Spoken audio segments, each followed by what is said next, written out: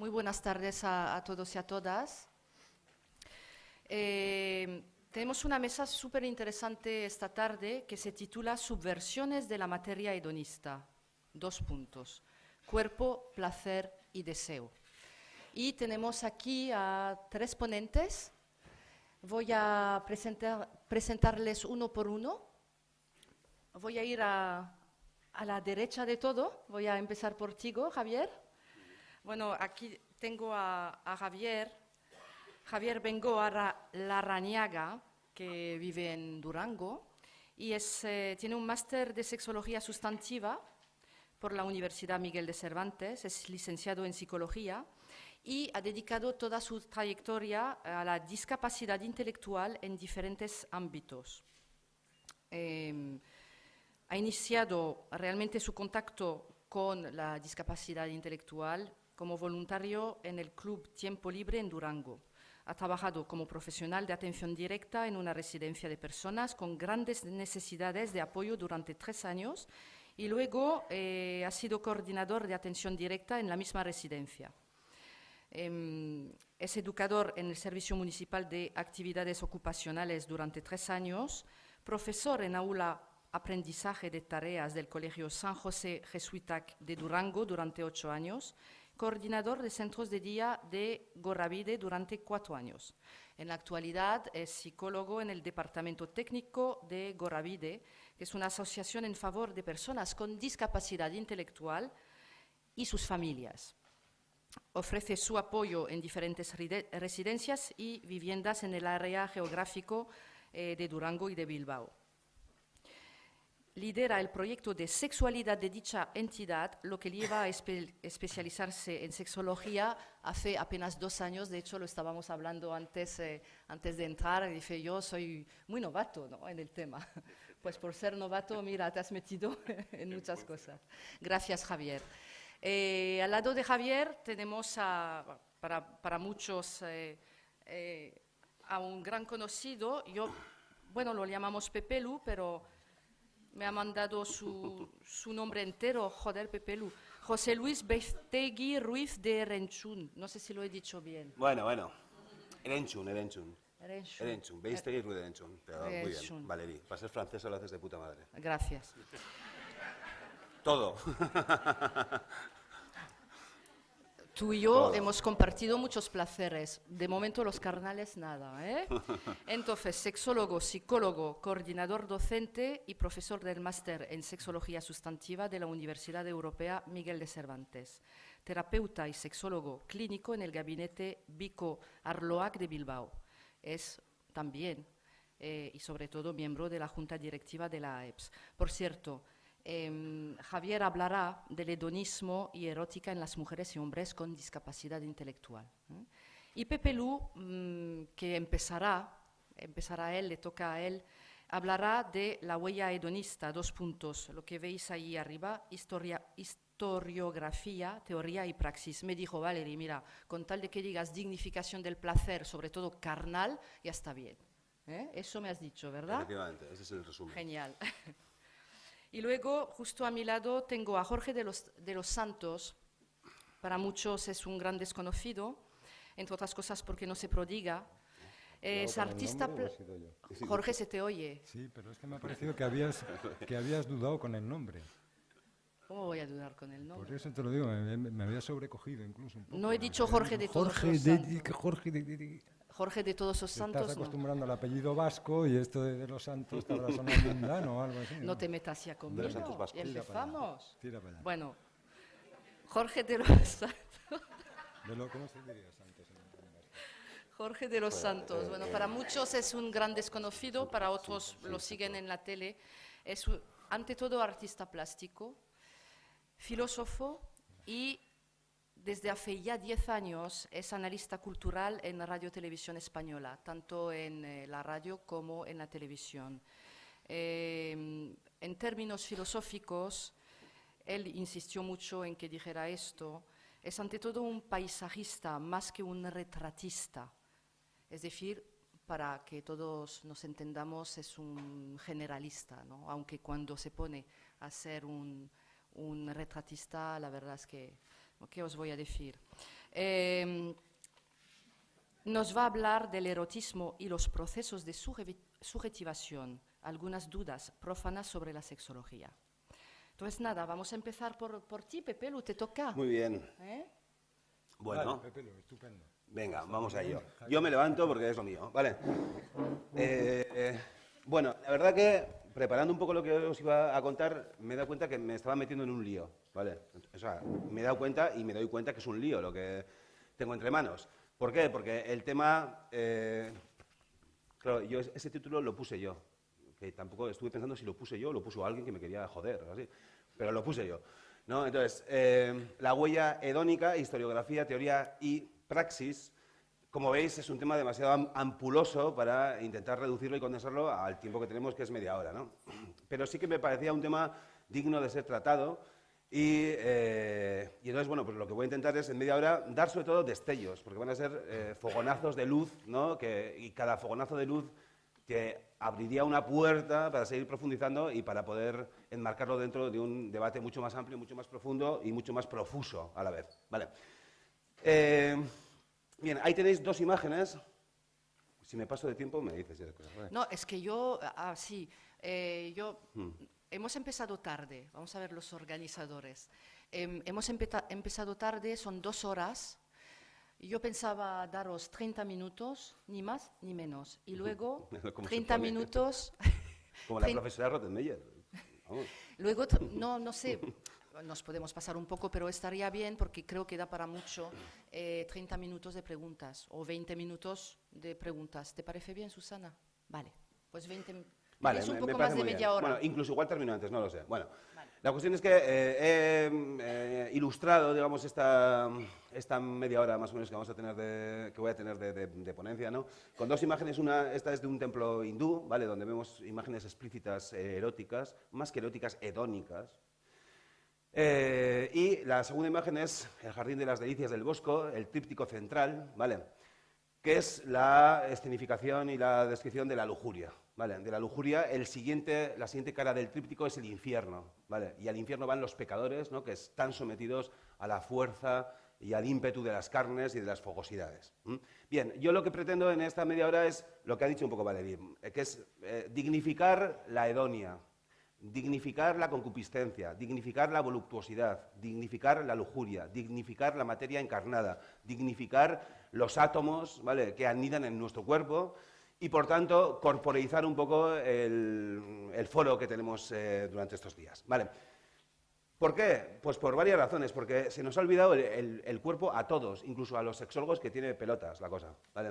Es decir, hemos hecho cosas muy bien y estamos haciendo cosas muy bien, que es, desde la academia sexológica, generar, digamos, conceptos, generar un mapa de clasificación de los sexos estupendo, hablar de dimorfia, intersexualidad, procesos de sexuación, pero al final nos hemos puesto tan encefálicos, ¿no?, que al final se nos han olvidado las humedades, ¿no? Las humedades, los líquidos, las lubricidades, los excesos, los orgasmos, los éxtasis sensoriales, ¿no? En fin, se nos han olvidado un poco esas cosas. Entonces, mi intención últimamente es redignificar y resexologizar la carne, ¿vale? La carne olvidada y la carne muchas veces que está sujeta a tantos filtros de cerebralización y de teorización que al final terminamos casi hablando sin carne, ¿vale? Pues con lo cual es dar su espacio a lo carnal.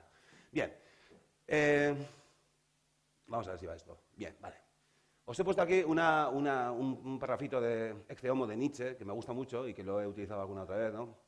Que dice que se aprendiese a despreciar los instintos primerísimos de la vida, que se fingiese mentirosamente un alma, un espíritu, para arruinar el cuerpo, que se aprendiese a ver una cosa impura en el presupuesto de la vida en la sexualidad. Vale. La frase me gusta por una razón fundamental, ¿no? Porque al final somos hijos del alma y somos hijos del espíritu, y aunque nos intentemos descristianizar y desjudeocristianizar del todo, tenemos una sombra que siempre nos persigue, que es la sombra del dualismo, ¿no? Y la sombra platónica, al final, de las dos Afroditas, ¿no? De Afrodita Pandemos, Afrodita Urania. Afrodita Urania es el mundo del alma, del espíritu, de lo límpido, de la esfera perfecta, ¿no? De lo uno, ¿no? Y el cuerpo, que sería Afrodita Pandemos, ¿no? Pues es el mundo...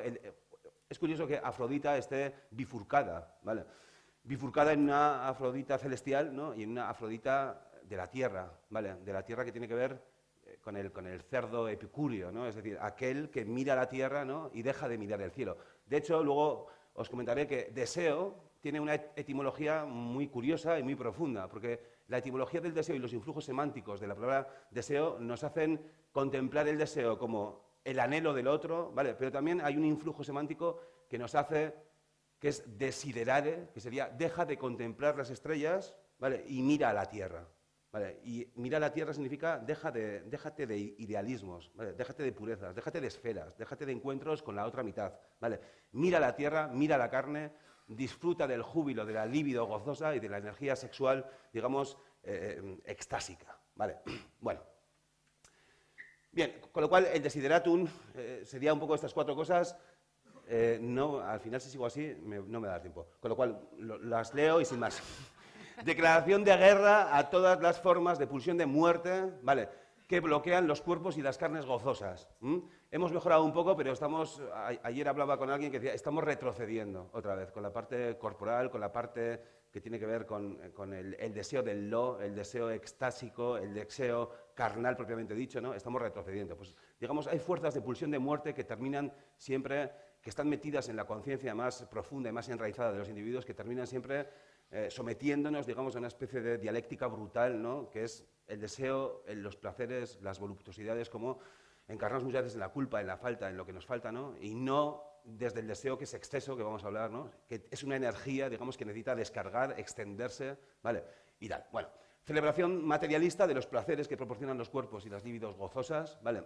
Celebración materialista es que ayer hubo una especie de debate, supongo que esta mañana también, no sé, entre la materia y el espíritu, en fin, estas cosas, ¿no? Pero lo que está claro, más allá de posibles debates, es que somos materia, somos átomos. Demócrito, lo que nos dice la tradición materialista que nace del Leucipo de Mileto, pasa por Demócrito, y termina en el siglo XX, que está subterránea, lo que nos dice es que somos materia, que somos átomos, que los átomos forman simulacros, ¿no? Y que se puede entender a partir de ahí el sonido de una mosca, ¿no? Como la experiencia más inefable del amor, ¿no? Hay gente que piensa que es que estoy enamorado y parece que es una especie de ínfula espiritual que le ha entrado de repente, ¿no?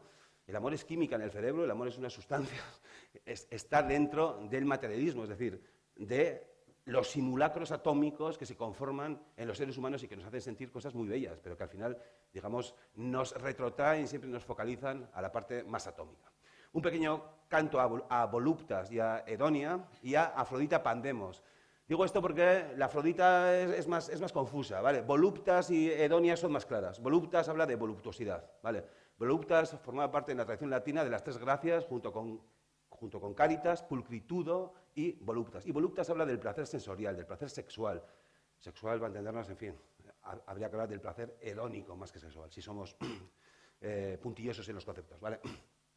Voluptas nos habla de eso. Hedonia nos habla también de eso, del placer extático, del placer enraizado en la materia. Vale, Afrodita ya da más problemas porque hay una Afrodita que es Urania, ¿no? Que, digamos, es toda la corriente platónica del dualismo que nos viene hasta el día de hoy, ¿no? Que es la Afrodita, una parte de la Afrodita tiene que ver con la Afrodita un poco limpia y límpida, y que habla de sentimientos, que habla de encuentros, ¿no? Pero que no habla de éxtasis ni que habla de descargas sensoriales. Y por último, la restauración y dignificación en sexología del aparato hedónico, atómico y materialista, lo que os decía al principio, ¿vale? Recuperar y resexologizar a Hedonia y a Voluptas, si queréis, ¿no? Desde un punto de vista sexológico.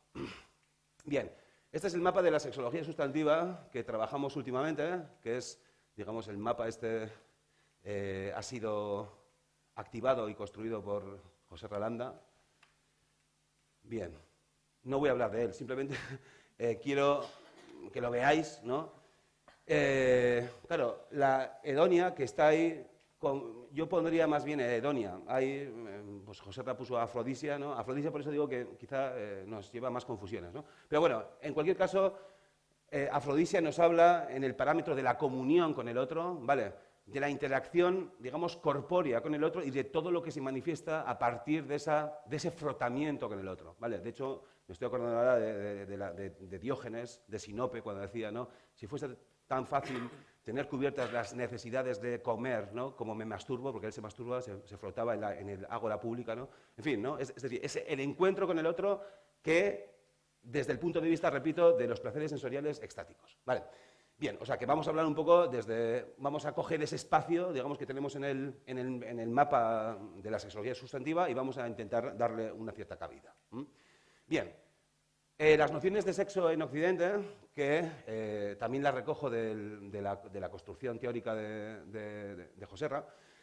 Hemos dicho que el sexo en Occidente se ha entendido desde estas 7 nociones principales, ideas principales, ¿no? Junto con esta octava noción, que sería una metanoción que recoge muchas de ellas, que sería el sexo como agente sinérgico. Bien, hay 4 nociones del sexo que son propositivas, ¿vale? El sexo como agente reproductivo, el sexo como agente erótico, el sexo como agente hedónico y el sexo como agente diferenciador. Bien, el sexo como agente, voy rápido, el sexo como agente reproductivo es la idea más vieja que tenemos sobre el sexo, viva en el día de hoy, pero tiene 2500 años, quizá muchos más, ¿vale? Que es la teoría del locus genitalis aristotélico, que tiene que ver con genus, ¿vale? Y que durante la historia, durante el hilo histórico, bueno, pues se ha transformado y se ha metamorfoseado a veces en sociobiología, en salud sexual, etc. Bien, pero es un agente propositivo, propone algo sobre lo que es el sexo, ¿vale? Desde una parte de un todo. La segunda noción del sexo es el sexo como agente erótico, que esta noción nos viene sobre todo de Platón, del banquete, Aristófanes, el mito del andrógino, 2 partes, el deseo como falta, el deseo como anhelo del otro, ¿vale? Que luego tiene un hilo histórico también que pasa por Ovidio, que pasa por, en el medievo, por el amor cortés, el amor pasión, Denis de Gusmont, etcétera, etcétera, y que nos llega, bueno, incluso el romanticismo, etcétera, y que es una idea que pervive en los inconscientes de todos los seres humanos, ¿vale? El sexo como deseo y como deseo hacia lo otro, ¿vale? Esa fuerza, ese tropismo que sentimos y que nos hace, ¿no?, querer relacionarnos y querer salir de mí mismo, ¿no?, para encontrarme con el otro. Bien, esto es lo que Efigenio Amezúa llamó en su momento la teoría de Eros y sus placeres, ¿vale? Bien, la tercera idea, que es propositiva también, propone, la segunda también propone, porque propone que el sexo nos moviliza los deseos y los deseos compartidos y las atracciones y los amoríos, etc., etc. La tercera sería el sexo como agente extático, ¿vale? Claro, Joserra en su día separó éxtasis, ¿no?, o sea, digamos, porque en Eros y sus placeres cabe todo, ¿vale? Caben los placeres que tienen que ver con el lo y los placeres que tienen que ver con el le. Pero yo creo que es hora de darle una entidad y una categoría distintiva a la parte del deseo como, no el deseo del jugador, sino del juego, ¿vale? Es decir, hay veces que sabemos que hay miles de potencias internas, ¿no?, que se despiertan solamente con la gestión de ciertos deseos y de ciertos placeres, ¿no?, que entroncan con la voluptuosidad y que juegan sin jugador, ¿vale? Bien, esta tercera noción tiene también un hilo histórico muy maltratado, muy vilipendiado, muy ignominiado a lo largo de la historia, sobre todo por el judio-cristianismo, ¿no?, pero que siempre ha estado subterráneamente vivo, ¿no? Entonces nos podemos acordar de todo lo que es las corrientes materialistas de la filosofía griega, desde Leucipo de Mileto, pasando por Demócrito, pasando por Diógenes de Sinope, Filodemo de Gádara, en fin, autores, digamos, que activan e intentan reactivar esta tradición materialista que tiene que ver con las potencias del cuerpo y con las potencias de la materia. Y luego también, si vamos a la época, digamos, cristiana, también hay movimientos y sectas cristianas, ¿no?, que dentro del cristianismo, los gnósticos licenciosos, los hermanos y hermanas del espíritu libre, que también recuperan esta... Bueno, entonces, tendríamos un hilo histórico, nos podemos meter en la Métrie, en D'Holbach, en Jean Melier, el curateo, en fin, hasta el siglo XX, que también tenemos exponentes de esta corriente, de esta tradición hedonista, materialista, como lo queréis llamar. Bien, entonces, creo que el sexo como agente extático necesita su espacio, ¿vale? Necesita un espacio que le hemos ido quitando poco a poco sin darnos cuenta, o sea, sin una intención malévola y perversa de cargarnos el mundo de las lubricidades, ¿no? Pero creo que nos estamos olvidando demasiado, ¿no?, de una parte que es fundamental y que al final toda la sexología radica en una materia y en una sustancia, ¿vale? Entonces, fuera del cerebro hay muy poco, con lo cual el estudiar qué hay dentro del cerebro, no solamente del cerebro, sino cómo, digamos, funciona neurobiológicamente en nuestro organismo y nuestro aparataje, ¿no?, creo que es bueno. Y el cuarto, que también sería propositivo, sería el sexo como agente diferenciador, que es el sexo ilustrado, que nace en el siglo XVIII, del cual hemos mamado todos los sexólogos que nos hemos formado en los suelos, en los soportes, digamos, incisiesianos, que tienen que ver con la sexualidad sustantiva, y que es el sexo como dimorfismo, como intersexualidad, procesos de sexuación, diferencias hombres y mujeres, etc. ¿Vale? Una cosa no quita la otra, es decir, todo, si lo vemos en un nivel taxonómico ordenado, tiene un sentido, ¿vale? Quizá el primer eje de articulación sería el sexo como agente diferenciador, pero dentro de esas diferencias sexuadas estaría también todos los demás que se sexúan también, ¿vale? Hay una manera, hay unos éxtasis en masculino y unos éxtasis en femenino, y la sexología debiera estudiar todo eso. Bien, aquí tenemos a Eros, Psique y a Edoné, Voluptas, ¿vale? Bueno, Edoné es hija de Eros y de Psique. No hay mucha información sobre... Es una diosecilla, no se le da demasiada importancia, pero es la emisaria y el heraldo de todo lo que tiene que ver con el placer hedónico, ¿vale? Y con el placer extático, el placer concupiscente de la carne, etc. Voluptas es la traducción latina de hedonia y voluptas sería lo mismo también. Os he dicho antes que es hermana de castitas y de pulcritudo, que sería la castidad y la belleza. La amistad, o sea, perdón, la castidad, la belleza y el mambo. Está muy bien ese punto ahí de esa tríada, ¿no? Bien, bien, entonces, hasta aquí esta primera parte. Bueno, cultura, cuando hablamos, digo esto porque estamos aquí en un foro de sexología y cultura, muchas veces cuando hablamos de cultura, yo siempre digo, tú metes en un texto cultura, democracia y empatía y te aplaude todo Dios, ¿no? No sabrás, no tendrás ni zorra idea de lo que es cada cosa, ¿no? De hecho, yo últimamente oigo a gente que habla de empatía y no tiene ni idea de lo que es empatía, pero se ha socializado la palabra, pues empatía. Tú di empatía, ¿vale? Si dices empatía, eres simpático, ¿no? Justo, si eres simpatía, eres simpático, ¿qué es lo que la gente confunde? Empatía con simpatía. Bueno, si dices cultura, pues también, ¿no? Si tú pones en un texto cultura, quedas muy bien y la gente dirá, ha dicho cultura, hay que aplaudirle. Y democracia igual, ¿no? Democracia, la gente no tiene ni zorra de lo que es democracia, pero la gente habla de democracia. Bueno, cultura. Bueno, claro, el término cultura es un término complejo. Quiero decir que, porque, claro, uno habla de cultura y es que o te metes a lo que es la cultura, porque no se puede simplificar la cultura y las diferentes etimologías de la palabra cultura. De hecho, el profesor, bueno, Gustavo Bueno, distinguía, porque ya no está con nosotros, entre cultura objetiva, subjetiva, etcétera. Bueno, la cultura también tiene un tránsito religioso que la gente no sabe, ¿no? La cultura... Hay unas hipótesis que es que la cultura nace de lo que era el reino de la gracia en el cristianismo, que era el Espíritu Santo, ¿vale? Que daba la gracia, es decir, el poderío del Espíritu frente a la naturaleza, ¿vale?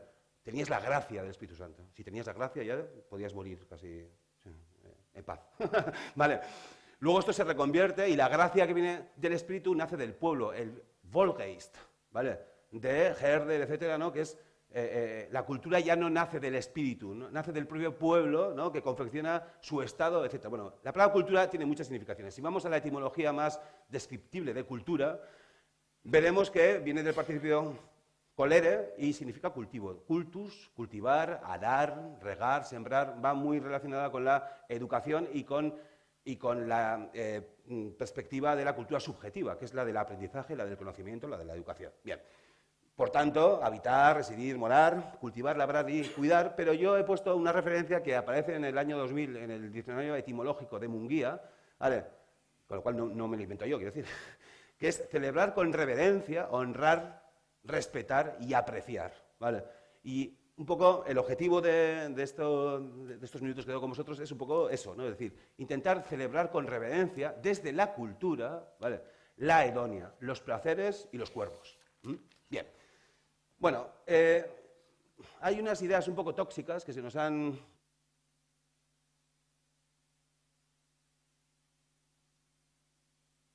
¿Escucháis? Sí, pero si grito más, ¿me escucháis? Sí. Vale, pero está ya bien. Bien. Bien, desde este planteamiento, digamos que tenemos dos tradiciones filosóficas, a ver, porque hay que ir a la filosofía, ¿vale? Porque los sexólogos pensamos que somos muchos tal, los sexólogos somos una mierda. O sea, quiero decir que la sexología tiene su cosa y está muy bien y hemos hecho cositas y vamos haciendo, ¿no? Pero quiero decir que los soportes a veces en el mundo del pensamiento tienen que venir de componentes mucho más profundos, ¿no? Como son el mundo de las ideas en filosofía. Tenemos dos grandes tradiciones, que es la tradición platónica, en el fondo, ¿no? Y Platón no es cuestión ahora de demonizar a Platón y de quemarlo en la hoguera, porque Platón hizo cosas muy estupendas, ¿vale? Y es uno de los puntales del pensamiento de la historia occidental, ¿no? Y por tanto hay que respetarlo, ¿vale? O sea, yo soy el primero que respeta a Platón, ¿no? Pero Platón también nos envenenó bastante, ¿eh? De hecho, somos seres platonizados, ¿no? 2500 años después de Platón. Y hay cosas que tiene, pues que, digamos, yo creo que no nos facilitan la vida, sino que más que nada nos la bloquean o nos la perjudican en cierta manera, ¿no? Primera idea, el deseo entendido como falta, como culpa, como dolor y como condena. Esta es una idea platónica que la seguimos manteniendo hoy. De hecho, el mito del banquete, Aristófanes con su discurso de los seres cortados, de la esfera y de que cada parte va buscando la otra para juntarse y conseguir la plenitud esférica y tal, bueno, pues es algo que está a la orden del día hoy, el deseo como falta, el deseo como anhelo del otro, pero no anhelo del otro, porque anhelo del otro, el deseo es un anhelo de algo, ¿no? Muchas veces el deseo de ese anhelo fisivo con el otro, ¿no? De esa circunferencia, ¿no? Que será el mundo de la forma perfecta, ¿no? De conseguir a alguien que colme todos nuestros deseos, todos nuestros placeres, etcétera, ¿no? Con lo cual, el deseo entendido como falta, como culpa y como dolor y como condena tiene una parte vertical y otra horizontal, digamos, ¿no? Vertical sería el ser cortado. Hay algo que me falta, ¿no? Y necesito, desde la carencia, ¿no? Necesito colmar y ir vagando por la existencia para colmar aquello que debe ser colmado. Y por otra parte, la parte más horizontal, que es el anhelo del otro, repito, como completud, como, digamos, intrépida exploración en un viaje que nunca acaba y que siempre nos da problemas, porque nunca hay un otro, nunca hay muchos otros, nunca hay un amor, hay muchos amores, nunca hay un placer, hay muchísimos placeres, con lo cual nos singulariza lo que es plural, y cuando algo se singulariza y tiene que ver más con el plural, pues tenemos un problema serio, ¿vale? Bien, está claro que Platón parte del idealismo, del espiritualismo, del dualismo, ¿vale? Es decir, toda la mitología platónica tiene que ver con esto, al final, ¿no? Con separar lo que es limpio y lo que es sucio, ¿no? Con separar Afrodita Pandemos de Urania, con el mito del carro, que es el caballo, el alma, que va con dos caballos y dos corceles, uno es negro y tiene los ojos llenos de sangre, que es el pecado, la carne y tal, ¿no? Y otro que es la idea de la forma y el tal. La ostra, por ejemplo, Platón utiliza mucho la platija platónica o la ostra platónica, ¿no? La ostra, el continente de la ostra es sucio y tal, y en la ostra lo que está limpio y lo que es precioso y lo que es un tesoro es el nácar de la ostra, que es lo que tiene dentro. En fin, el dualismo, digamos, ejemplificado y explicado desde muchas figuras y desde muchos mitos. Bien. Ideas fuerza de la visión platónica dominante del amor, pues la pareja propuesta como una forma ideal, ¿no? Destinada a colmar, ¿no? La potencia libidinal, un dualismo promotor del alma y negador del cuerpo, ¿vale? Luego el platonismo se cristianizó, ¿vale? Y digamos los primeros digamos pertenecientes al ágora, vamos a llamar, de la civilización cristiana, ¿no? Platonizaron el cristianismo, cogieron a Platón, ¿no? Y, digamos, Platón les servía mucho, pues porque, como veis, el dualismo, etcétera, les iba muy bien, y, de hecho, ese es el hilo histórico del platonismo hasta el día de hoy, que todavía persiste, repito. Vale, más allá de que pensamos que nos hemos quitado las pelusillas y tal, ¿no? Si vamos escarbando, en el fondo sigue el mismo asunto. Deseo de la culpación esférica, el deseo como algo que hay que colmar, de la falta, de la carencia, del pecado, llamadlo como queráis. Bien, segunda idea tóxica, el deseo se apacigua en la unidad primitiva, reconstituida, y la pareja le proporciona teóricamente su nido, ¿vale? Que es, repito, este asunto del mito del andrógino, de la recuperación de la otra parte que tenemos, ¿no? O sea, de la falta de la carencia, ¿no? Y no contemplar el deseo como exceso que intenta descargarse, ¿vale? De manera expansiva, ¿vale? Y de manera totalmente ilimitada, ¿no? Bien, la consideración de la esfera, por tanto, como un modelo de pareja, la esfera nos transmite también... No, la esfera es muy propia de ciertos filósofos anteriores a Platón, incluso Parménides, etcétera, que era la idea de la belleza y de lo único, ¿no? O sea, lo uno y lo múltiple. Lo uno era lo esférico. La aspiración a la perfección genera frustraciones en el sentido de que con esta mitología inoculada en nuestro cuerpo y en nuestra alma, ¿no? Esa idea de conseguir algo que nos colme, ¿no? Pues somos seres zombies que vagan de frustración en frustración, ¿no? Intentando buscar a alguien que colme algo. Y al final, claro, colmar lo incolmable es como complicado. Aspirar a la fusión es querer la confusión. Perder la identidad, renunciar a nosotros mismos, ¿no? Ese punto también que tiene que ver, por ejemplo, Michel Onfray hace a partir de una elaboración, digamos, de las dos tradiciones, ¿no? Ese punto también de cómo, digamos, funcionamos en la gestión interdependiente e intersubjetiva con los demás, ¿no? Esa imagen del erizo soltero, que es un erizo, ¿no? Que con sus púas muchas veces genera distancia con los demás, genera una eumetría, no es una distancia solipsista, es una distancia, es decir, respeta lo mío desde mi autonomía, hago un proyecto contigo, un proyecto soberano, un proyecto desde un contrato sinalagmático, en el sentido de que nos comprometemos los dos, ¿vale?, y damos nuestra palabra de generar un proyecto de relación realmente desde la libertad y desde la soberanía. Bien, bueno, hay... perdón. Bueno, nada. Bien, bien. Con lo cual, seguimos más tóxicas ideas, el dualismo amoroso, bipolar, los dos amores, Afrodita, Pandemos, Urania, es decir, todo lo que es lo limpio, lo sucio, el pecado, lo excelso, ¿no?, que casi siempre tiene que ver con un cuerpo enfermado, con un cuerpo secuestrado, con un cuerpo vilipendiado, que es la parte que hay que evitar, es la parte de la tierra, ¿no?, y un amor, un deseo, unos placeres que tienen que ver con la contención, con la mesura, también con un punto, digamos, metafísico de la culpa, etc. Bien, en relación con, entregarse a las delicias del cuerpo material, recorrido por deseos y calado de pasiones, calado, me gusta el término calar, ¿no?, humedecido de pasiones, se juega la vida, y no solo esta vida, sino la vida futura de un más allá, ¿no?, que no existe. Bien, versus, ¿no?, amor al absoluto, a las ideas, amor al amor purificado, ¿vale?, amor a la esfera, amor a esa mitad que tenemos que conseguir, etcétera, etcétera. Bien, encadenados a nuestro cuerpo como la ostra lo está a su concha, ¿vale?, imagen de la concha, el nácar, que sería la parte del alma, la parte del espíritu, de lo espiritual, ¿no?, que tiene que ver con lo que hay dentro de la concha, en contraposición con el continente de la concha, que es feo y que es sucio, ¿vale? La naturaleza actual de las relaciones entre los sexos, hay un triunfo de la concepción platónica, sigue triunfando Platón en este sentido, ¿vale?, y hay un tremendo retroceso de la tradición materialista, que es la que vamos a ver. ¿Cuánto me queda, Valerí?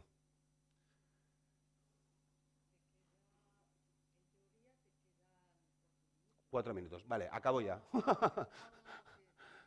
Bien, vale.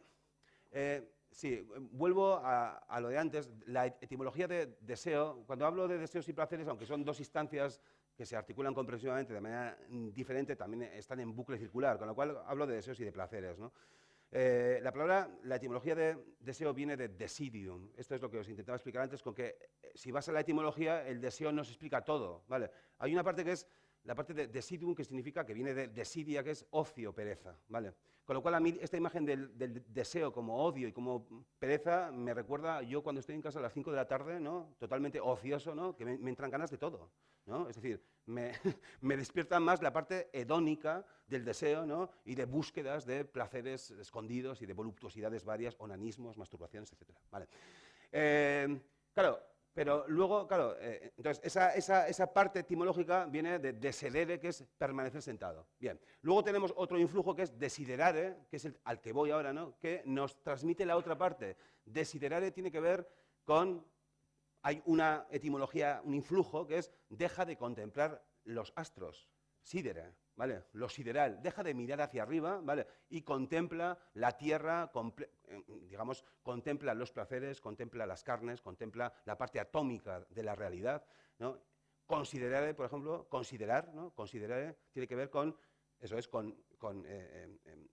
mira hacia arriba, ¿no?, y desiderare tiene que ver con, precisamente, deja de mirar lo de arriba. Digo esto porque esta etimología nos da la parte del deseo hedónico, que sería desiderare, ¿no?, y a la vez nos da la otra parte, que es la parte del deseo erótico, ¿vale?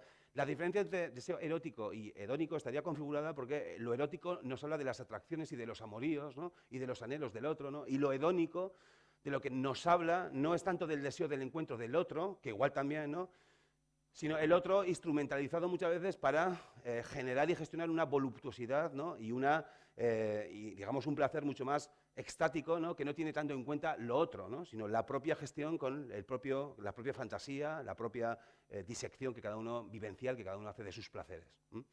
Bien, Demócrito sería la tradición materialista, con lo cual, como no tengo mucho tiempo, sería la otra tradición que no es platónica. Y voy a decir simplemente 4 cosas, ¿vale?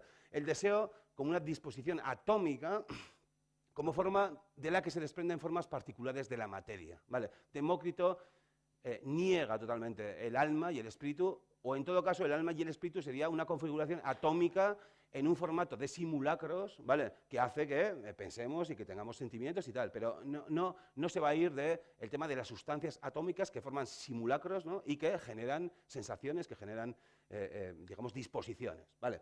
No hay corte divino, no nos cortó nadie, yendo al mito del andrógino, ¿vale?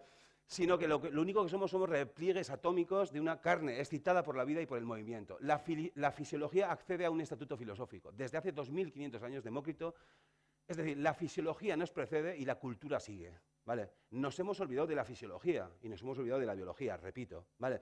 Pero parte de la ética democrítea, digamos, es fisiológica, es una ética fisiológica, es una ética de la alegría, del júbilo, ¿no? De gestionar esas disposiciones atómicas que tenemos, ¿no? Y no hay espíritu, no hay entidades en el más allá, no hay cosas sucias ni limpias, simplemente es un monismo, por cierto, materialista, ¿no? Que explica al ser humano. El placer, por tanto, como energía mecánica, el frotamiento induce los movimientos de la materia. Bien, esto me lo salto, esto también. Bien, en esta tradición materialista, repito, tenemos mucha gente. Lo que pasa es que ha sido gente que ha sido, está en los subterráneos y hay que volver a sacarla. De hecho, el autor que más está sacando a toda esta tradición materialista es Michel Onfray, ¿vale?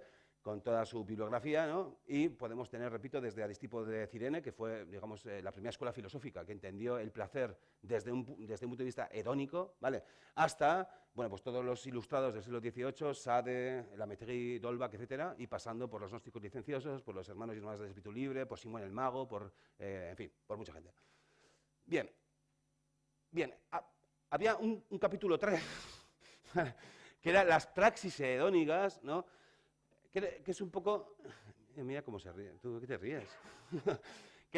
Es un poco rescatar también esa parte, y en este caso me parecía, era rescatar un poco de manera muy de escaparate, ¿no? Pero asuntos que tienen que ver simplemente con los placeres hedónicos, con el placer de los sentidos, ¿no? Y que no tienen en cuenta ni lo otro ni desde el otro, ¿no? Sino que tienen en cuenta el éxtasis corporal por el éxtasis corporal, ¿vale? Y, digamos, revitalizar, ¿no? Y descontaminar esa parte que ha sido contaminada. Aquí os ponía el caso de Claudine de Coulam, ¿no? Que es una francesa, que fue la primera francesa apresada a pena de muerte, se le condenó a la horca, tanto a su perro como a ella, a la combustión, por haber practicado un acto zoorástico, ¿vale? Ahí tenéis el perro, esta es Claudine, ¿eh? Bueno, el delito era pues, la cohabitación carnal con su perro, ¿vale? Fue ejecutada y es la primera referencia histórica que se tiene de una relación formalmente al menos establecida, ¿no? De una mujer con un animal, con un proceso judicial, ¿vale? Que al final terminó en horca y tal. Bien, esto, digamos, me servía como introducción para otras cosas, pero simplemente os ponía aquí muchas praxis hedonistas que son muy sensoriales, ¿no? Y que incluso algunas, no conoceréis porque tampoco hay que conocer esto, ¿no? Pero que tienen que ver simplemente con la propia voluptuosidad de los sentidos y con la propia emergencia, ¿no? De la materia atómica que se revuelve en nuestros adentros y que muchas veces esto también está sexuado, que esto daría para otra charla, ¿vale? Porque creo que la hedonia está sexuada, ¿vale? Es decir, hay una hedonia en masculino y una hedonia en femenino. Pero esto ya iríamos a otro lado. Vale. No. No, sí te lo puedo explicar, pero... un bigotillo oscuro. Sí. Vale.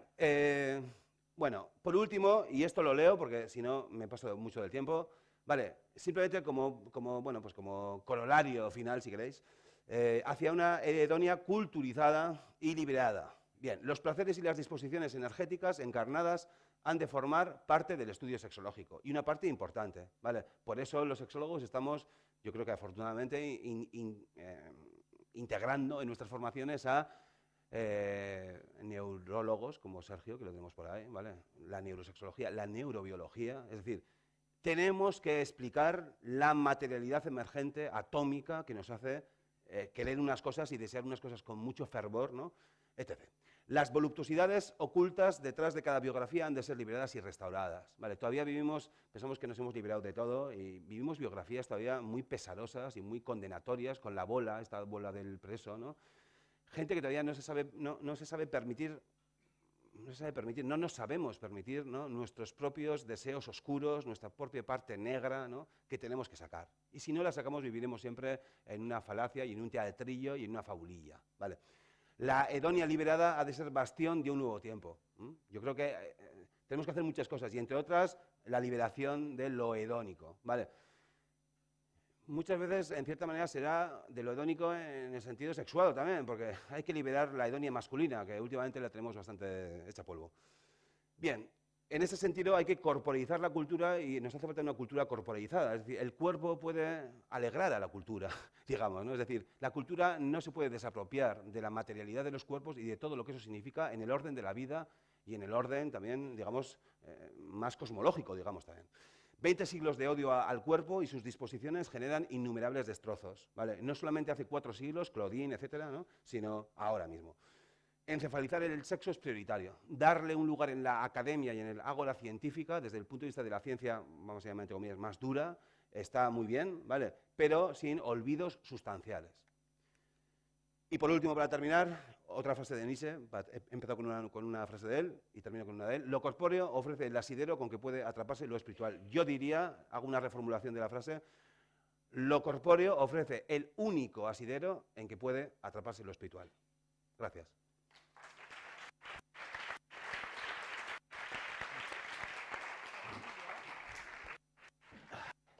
A mí hay una cosa, por ejemplo, cuando tú insistes, Pepelu, en toda una serie de cuestiones que vengo viendo reflejadas desde el principio, la cuestión de la materialización otra vez nuevamente, o sea, del cuerpo, de recuperar la materia, de dejar la cuestión especulativa, hay que tener en cuenta una cosa fundamental. Dices, es cierto que somos materia y que estamos constituidos de materia, pero somos una materia un tanto especial, somos una materia que necesita sentido.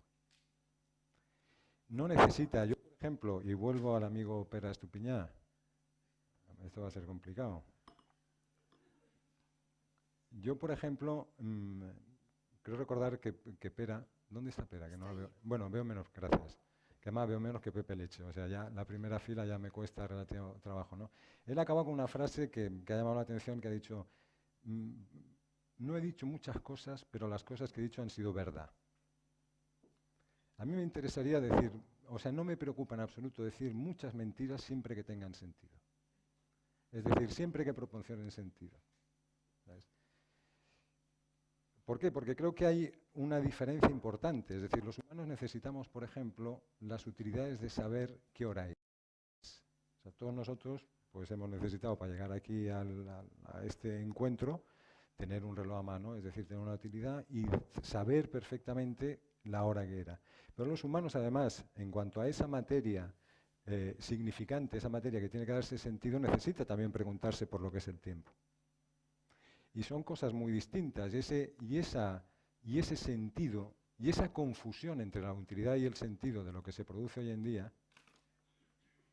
es verdaderamente algo que, por lo menos a mí, como en la faceta intelectual, me preocupa extraordinariamente. O sea, cómo todos los fabricantes, todos los portadores de sentido están siendo aniquilados por toda una industria de la utilización, ¿no? Igual que la ciencia, hablamos de ciencia olvidándonos que de lo que verdaderamente o en gran medida se está hablando es de la tecnología que produce esa ciencia, es decir, de las utilidades que produce la reflexión científica, que es una reflexión que nunca se puede enmarcar dentro de la sexología, en cuanto que la sexología nunca completará el último paradigma de la ciencia, que es el que sea predecible. O sea, el que sea predictiva, el que pueda decir, tiro con esta fuerza y con esta inclinación una pelotita y la pelotita va a caer aquí. Justo, pero justo aquí, o sea, justo en la Luna, no va a caer en Marte o cerca de tal, ¿no? Entonces yo en este sentido lo que os pediría como sexólogos es que siguierais proporcionando sentido. O sea, que olvidéis un tanto el tema de las utilidades. Que olvidéis un poco, porque otra cuestión que noto ahora, que es un tema que dentro de la filosofía está muy tratado. O sea, la filosofía de la modernidad, o sea, me refiero a la del siglo XVIII. La filosofía del siglo XVIII habla de un sujeto, que es un sujeto trascendente. Es un poco lo que vosotros estáis hablando, o a lo que os estáis refiriendo con el sujeto biológico. Es decir, el sujeto sobre el que no puede intervenir en sí mismo, ¿no? O sea, es un sujeto, digamos, un tanto precondicionado. Sin embargo, toda la filosofía de la posmodernidad, o sea, la French Theory que estudian en las universidades norteamericanas especialmente, las filosofías de género y tal, le dan una vuelta continua. Es decir, no hay nada sustancial en mí, no hay nada esencial en mí. O sea, no hay nada, no hay ninguna cebolla que yo la voy pelando y encuentro el núcleo duro y un día digo, coño, Jorge, joder, por fin, hostia, cuánto trabajo me has dado. El encontrarte, ¿no? O sea, toda la teoría y toda la teoría que arranca ya en el existencialismo se basa en el que todo lo nuestro no viene de dentro, viene de lo exterior, viene de los flujos, de las asociaciones, viene de los afectos que se generan desde fuera. Es decir, somos elementos puramente biográficos, o sea, no tenemos nada esencialista en todos nosotros. Esto alcanza, digamos, su máxima expresión barroca en lo que es, por ejemplo, la teoría queer y pues estos estudios de género, ¿no? Es decir, es que no hay nada esencialista. Yo noto, y noto, lo noto en ti, por ejemplo, Pepelu, ahora te he llamado bien por tu nombre, joder. ¿Joserra lo he llamado? No. José Joséchu, Chu, que es Joséchu. amigo nuestro, que no tiene nada que ver con Pepelu. Yo noto en ti, por ejemplo, una necesidad de esa vuelta, digamos, al sujeto trascendente. No en la manera en que lo exponía Kant, por ejemplo, en la percepción trascendental, sino a un sujeto que tiene algo, a eso que Freud, por ejemplo, a eso que Freud llamaba el sujeto del inconsciente. Es decir, un sujeto hablante, un sujeto sexuado y un sujeto para la muerte. Es decir, en esto no puede hacer nada. Los procesos de subjetivación vienen después. Un gran proceso de subjetivación de nuestro tiempo es esto que viene a llamarse el neoliberalismo, la lógica del capital. Esto es muy... En todo lo demás, en cómo participas en cuanto a ser sexuado, en cómo participas en cuanto a ser para la muerte, o en cómo participas en cuanto a ser hablado, ahí sí intervienen los procesos de subjetivación, o sea, las fuerzas externas que te condicionan. Como antes, por ejemplo, la ideología dominante, que era el cristianismo que tú mencionabas antes, podía interferir para que sintieras culpa por determinadas cosas y tal, pero esa condición, o sea, ese sujeto del inconsciente, ese, llamémoslo sujeto trascendente, es inamovible, ese no hay más cojones. Ese sujeto, por cierto, el cristianismo tenía por lo menos una exterioridad, que es el que no participaba, o sea, es el que estaba exteriormente, era, por ejemplo, pues no sé, el musulmán, el que realizaba acciones distintas. Al neoliberalismo no se le ve exterioridad ninguna. Es decir, a la fuerza que hoy en día, a la máxima fuerza de subjetivación hoy en día, no le vemos exterioridad ninguna. O sea, no se le ve ni siquiera la pobreza. O sea, la pobreza, y esto Jorge Alemán ya lo contaba, la pobreza es un ámbito específico, no es el ámbito ese de carencia, sino es las zonas marginales donde hay los televisores de plasma, los coches de alta gama, las marcas falsas, todo eso. O sea, no hay nada exterior desde lo que pueda venir a romper ese gran agente de subjetivación hoy en día, que es el neoliberal. Otra cosa que quería decir a raíz de lo que tú dices, es materia, pero es materia no solo que necesita sentido, sino que además, y no solo utilidades, sino que además es materia nunca presente. Es decir, yo no estoy aquí hoy dando una conferencia o dando una charla o charlando con vosotros. Yo estoy pensando que doy una charla o que hablo una conferencia, estoy continuamente, o sea, este proceso de simbolización, que es el lenguaje que yo estoy efectuando ahora, se está continuamente regenerando a sí mismo. Es decir, yo no tengo posibilidad de tener, yo no tengo cuerpo presente. Esa es la gran prueba de fuego, por ejemplo. Eso es lo que a Lacan le hace decir que la relación sexual es imposible, que no existe la relación sexual. Es decir, que dos cuerpos, y que Freud antes, con el punto este del gozo, ejemplifica con decir, mi dolor de muelas es intransferible. O sea, ahí emerge algo que Kant llamaba el noúmeno, algo que Schopenhauer llamaba la voluntad, algo que Lacan llama lo real, algo que no se permite simbolizar, algo que no se puede llevar a palabras. Eso pasa en el sexo. Por eso resulta fascinante y absolutamente trascendente, digamos, para todos estos estudios, o sea, para cuando lo que se quiere estudiar, porque no olvidemos que más allá de otras cuestiones, de lo que nos estamos ocupando es de los seres humanos. O sea, y los seres humanos, hay una de vuestras frases, y lo digo con cariño, vuestras frases del buen rollo, o sea, vuestros dogmatismos del buen rollo. Es decir, el sexo no es un valor, es un problema. Perdona, lo he dicho justo al revés. El sexo no es un problema, es un valor. Bueno, será un valor en todo caso a los que nos gustan los problemas. Es decir, para los que nos gustan los problemas, el sexo es un valor de la hostia, porque claro, porque todo en él es problemático. O sea, no es que haya alguna cuestión que pueda ser más o menos, digamos, difícil de llevar o difícil de sostener, es que todo él es problemático. ¿Y por qué todo él es problemático? Porque todo el ser humano, en cuanto a ser humano, es enormemente problemático. O sea, esta especie de conjunción que soy yo, que individualmente pues eres tú, que es el otro, que somos todos, es una ordenación alrededor del vacío. O sea, es una ordenación que se sabe contingente, es decir, que no es ni necesaria ni imposible. Es decir, yo ahora mismo desaparezco de aquí, es decir, no ha llegado nunca y no pasa nada. Vosotros seguís hablando. Y no hace falta, yo no le hago ninguna falta al mundo. Por ejemplo, eso lo sabemos, o sea, no le hago pero ninguna puñetera, aunque vengan ahora pues todos estos parásitos de la subjetivación y estos expertos en el buen rollo y tal a decirte que es que, no, coño, que es que si tú quieres el universo confabula a favor tuyo, digo, capullo, que tú sabes lo que es el universo.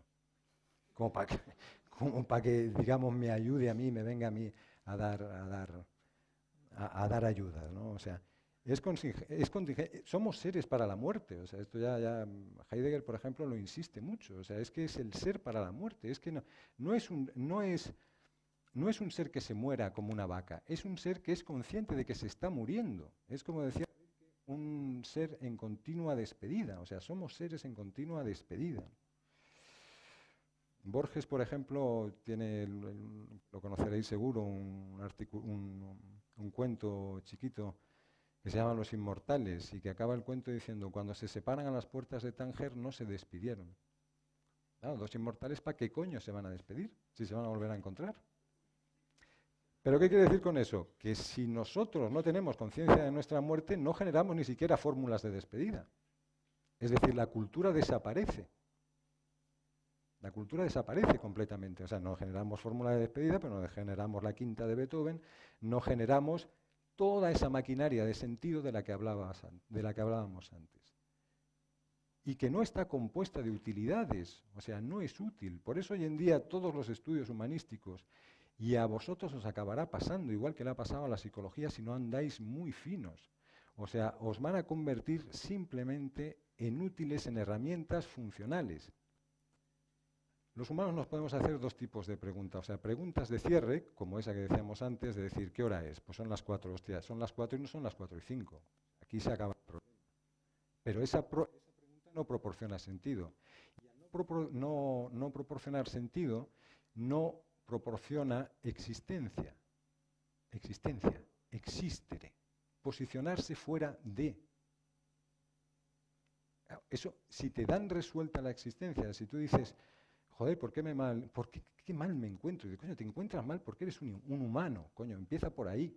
O sea, date cuenta de que hay un agujero, de que hay una fractura ontológica que está dentro tuya. Ontológica, digo, ¿eh? O sea, no digo una fractura biográfica, una fractura.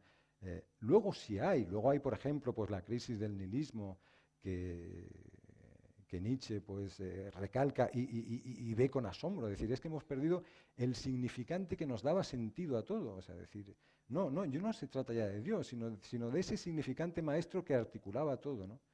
Luego ahí, en fin, pero ontológicamente, o sea, de partida nosotros salimos carentes, o sea, si es que venimos así de serie, o sea, eso es intocable, eso igual que ese sujeto del inconsciente que decíamos algo antes, eso es intocable.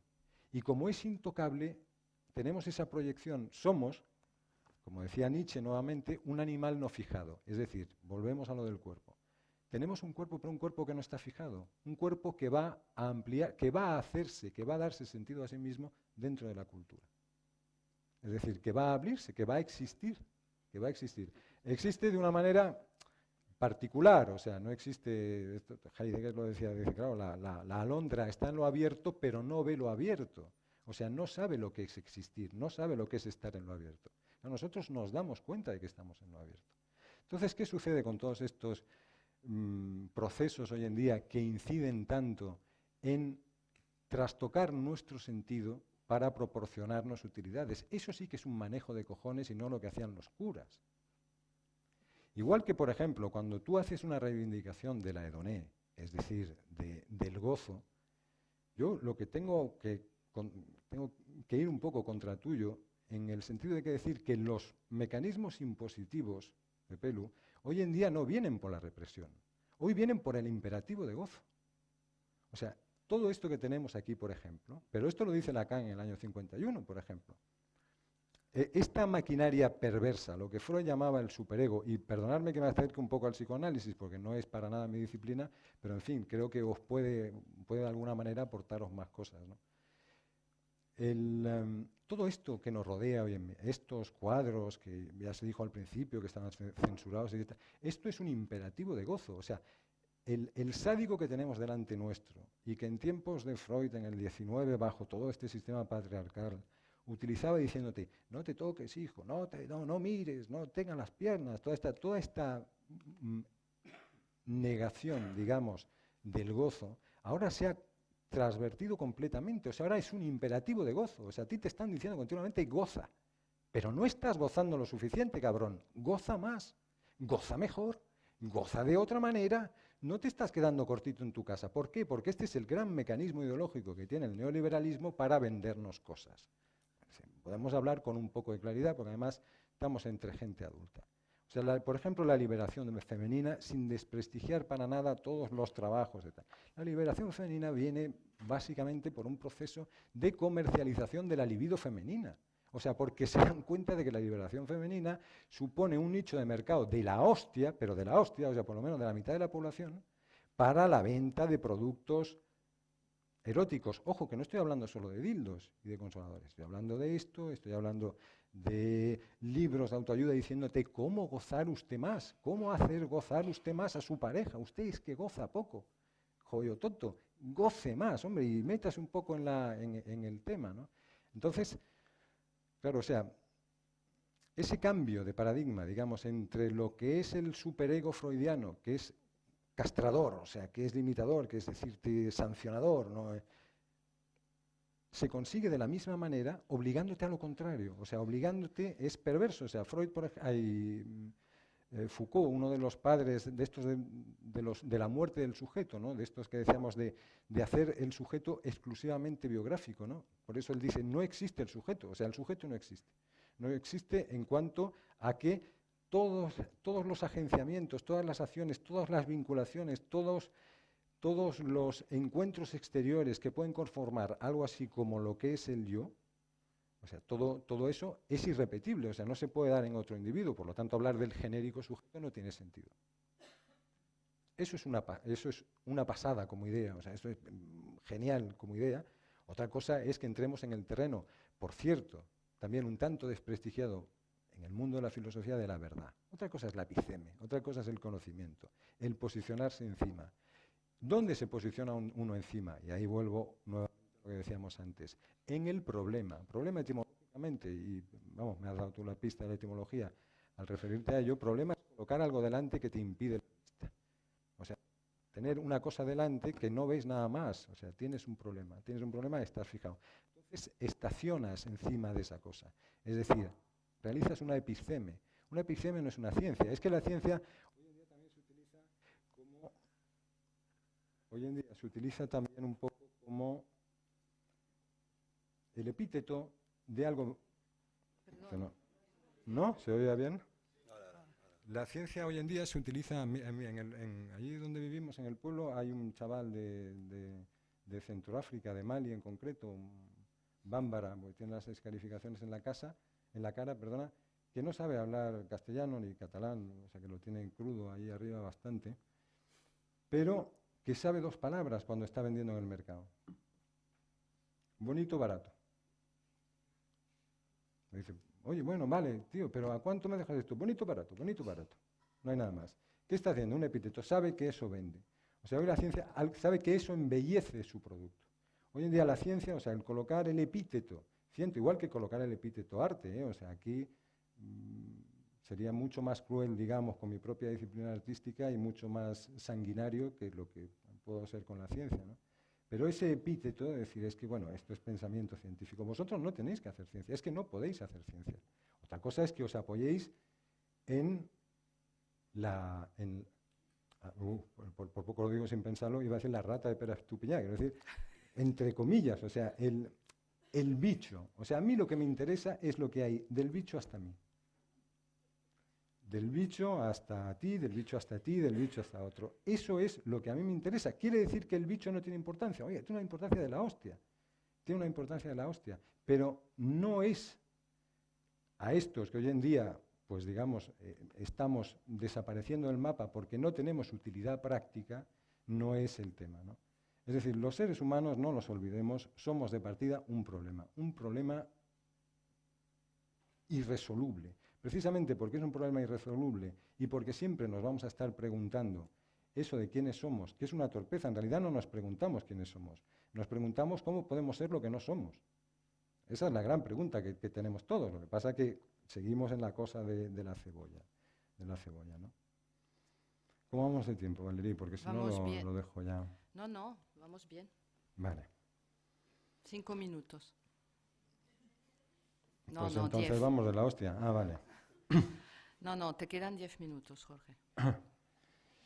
Yo porque no sé, porque os aprecio y en cierta parte por mi pareja Valerí he participado y participo mucho de vuestras discusiones y os disfruto mucho desde, ya os digo, desde fuera, desde lo profano.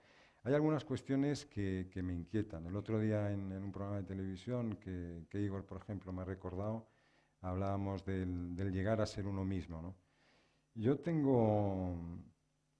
O sea, hay algunas cosas que me chirrían de esto por lo menos del paradigma, no sé cómo, amezuyano, no sé cómo lo llamaríais, de Figenio, ¿no? O sea, yo entiendo perfectamente que Figenio tiene que cambiar, cuando él llega y se implanta, tiene que cambiar lo que es, cómo es entendido el hecho de un ser sexuado. O sea, tiene que intentar meter buen rollo, tiene que intentar decir, no, que esto coño, que no es pecado, que esto lo otro, que tal y que cual, ¿no? Entonces, hay toda una serie, digamos, de principios, digamos, reguladores, de orden moral, que esto tampoco lo tenéis que olvidar, vosotros estáis haciendo moral. O sea, porque hacer moral no es solo decir, niño, no te toques. Hacer moral es decir, niño, tócate, o niño, tócate de esta manera. O sea, eso. Pero es que los humanos no podemos vivir sin sentido, sin moral y sin ideología. Creer que no, porque precisamente como no estamos nunca presentes, o sea, como cuando yo paseo con mi perro, el que pasea de verdad, el que tiene plena presencia es mi perro, pero yo no, yo siempre tengo ese proceso de simbolización, yo siempre tengo que estar simbolizando, porque si no me enfrento a lo real que se produce, por ejemplo, en el gozo extático que tú decías. Y eso no es simbolizable, o sea, esto al humano nos sobrecoge.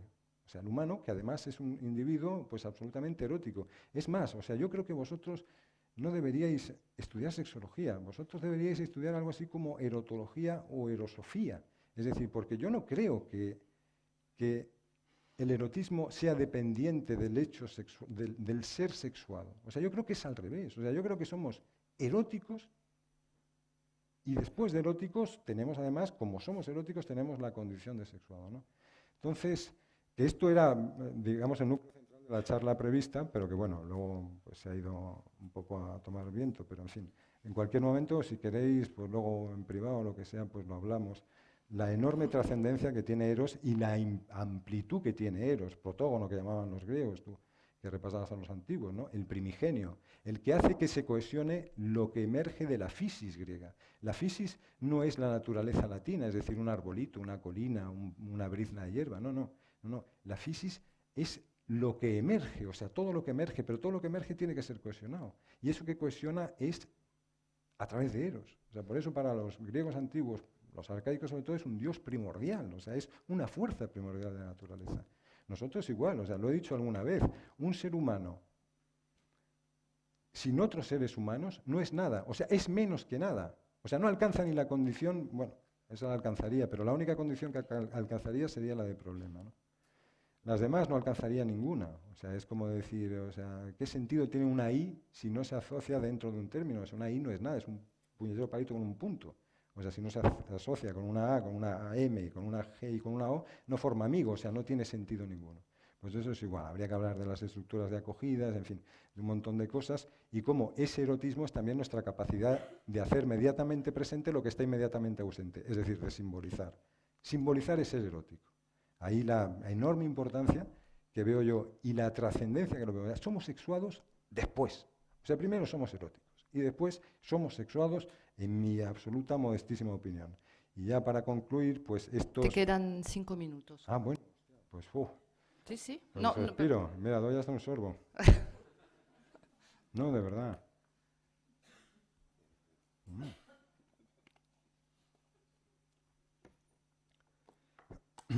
Los peligros que tengo, o sea, los peligros que veo, pues esto que os decía, los peligros es que os pase un poco, vosotros, no tengáis miedo a la reflexión, al exceso de reflexión. Otra cosa es que digáis, el exceso de reflexión y la opinión es ciencia. Ahí os equivocaréis o perfectamente en la primera conferencia de ayer por la tarde se hizo explícito. Yo creo que ahí os equivocaréis. Pero no tengáis miedo en hablar, no tengáis miedo en proporcionar sentido a vosotros mismos, sentido a vuestros pacientes, que es lo que están buscando. Si estamos buscando una ficción, o sea, ¿qué coño os creéis que, o sea, qué creemos que es nuestra realidad? O sea, nuestra realidad no es nada más que la ficción que nos hemos hecho en base a intentar sobreponernos a ese problema. Por eso el síntoma se repite continuamente. O sea, a vuestra consulta viene un tío y dice, yo es que, mire, me toco y resulta que me da asco, y tú le dices, no, hombre, que no te dé asco, coño, y se va el tío curado. No, digo yo. Pero, en fin, le dais un consejo y al cabo de un momento vuelve el tío con la repetición, con eso que Freud llamaba la repetición. Eso no se quita. ¿Por qué? Porque esa es la manera con la que él, a ese problema que es él mismo, le ha intentado dar solución. Entonces, eso no se quita. Entonces, lo que evitaría es que os convirtierais, lo que os pediría que no os convirtierais en un experto de la subjetivación. O sea, que no hagáis, por ejemplo, de ese imperativo de gozo la manera de ser de los que vienen a veros o de los que os atienden. O sea, no... En definitiva, y por hacerlo ya muy sencillo, que me parece que me complico y quizá estoy aportando demasiada densidad, no os convirtáis en un libro de autoayuda. O sea, seguir profundizando, seguir picando, no os fijéis, o sea, seguir existiendo en cuanto sexólogos, o sea, seguir abriéndoos. Luego hay otra cosa que a mí, pues también, no sé cómo decirte, lo veo con cierta curiosidad, no es que me encabrone o que me haga feliz, ¿no? Pero que lo veo con cierta curiosidad, cómo dentro de vuestro marco hay gente que ha utilizado la sexología no solo como una escuela de negocio, que dice, bueno, pues hoy todos tenemos derecho a ganarnos el pan, pero en fin, no solo como una escuela de negocio, sino como el marco que legitima a uno hacer lo que le salga de los huevos. No sé si me explico, ¿eh? Es decir, yo estoy con mi parienta, pero, oye, mira, también como siento un deseo abierto y tal y igual, pues oye, voy para allá. Y entonces, bueno, voy para... Sí, no, pero es que no, pero esto es, no sé, es un deseo expansivo que se hace. Ah, bueno, pues hijo, entonces sí es... Es decir, no olvidéis vuestra función ética. O sea, porque si el amor es una cosa, y podríamos entrar en Badiou y en Zizek, en todo lo que queráis, pero si el amor es una cosa, es ante todo ética. Es no hacer daño al otro. O sea, y yo lo veo, o sea, no, veis que estoy mirando para abajo, no miro a nadie, pero que yo veo que hay también dentro de vuestro colectivo gente que ha encontrado la panacea, o sea, ha encontrado como cuando el fanático descubre a Cristo. Y dice, hostia, ahora ya puedo matar. O sea, cuando el psicópata dice, ahora ya puedo matar porque, coño, lo hago en nombre de Dios. ¿Sabes? Ese, digamos, otra cuestión que me preocupa un poco, que me turba, está muy bien dicho. Un sí, minuto, sí, turba. Sí, no, pues yo creo que lo dejamos. Solo una cosa así a título también, volviendo con el amigo Pera. Explicar un gatillazo. O sea, explicar lo que llamamos un gatillazo. Un gatillazo es una metáfora, ¿eh? En realidad no pasa un gatillazo, no pasa ni un gatillo ni un gato pequeñito. O sea, un gatillazo ya es una simbolización de lo que en realidad pasa, ¿eh? Pues explicar un gatillazo por el sistema nervioso simpático es cojonudo. O sea, me parece perfecto. Me parece perfecto. Es decir, hay un gatillazo porque se activa por la ansiedad el sistema simpático, nervioso simpático, y entonces se distribuyen los canales sanguíneos, o sea, los flujos sanguíneos se distribuyen hacia otros sitios y el pene, pum, se viene para abajo. ¿Cómo lo explica el psicoanálisis, por ejemplo? Que se produce el gatillazo porque se rompe la fantasía que te une al otro, que es lo único que te une al otro. Es decir, porque dejas de pensar, posiblemente por lo mismo, por la ansiedad, por lo que sea, dejas de pensar, o sea, dejas de estar en el fantasma libidinoso en el que estás viviendo para pensar que tengo que pintar la pared, o tengo las uñas, o me duele, o me noto aquí un bulto, no sé qué, y pum, se cae el sustento. No follamos encima de una cama, follamos encima de una fantasía, igual que vivimos encima de una fantasía. Si esa fantasía se rompe, se produce un gatillazo. ¿Entra esto en contraposición con la explicación verdadera de Pere Estupiñán? En absoluto, son las dos cosas. Un sentido y una utilidad. Una opinión, que en cuanto a esto es, si tiene sentido, bienvenida, con relación a un dato. Yo no soy un dato. Mis niveles, por ejemplo, de felicidad no se miden en un dato. Se pueden medir mis niveles de oxitocina, de hematocritos, se puede medir el bicho que hay en mí. Vuelvo a la rata. Mis niveles de felicidad, mis niveles de satisfacción, mi nivel de dolor no es medible, no es reducible a datos. Esto, por ejemplo, y cualquiera que sepa lo que es la ciencia está completamente de acuerdo.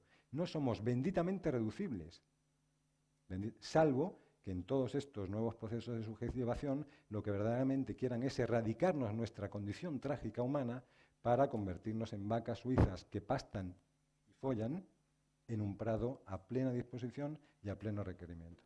Y lo dejo, pero de verdad, esperando seguir hablando con vosotros. Gracias. Gracias. Gracias.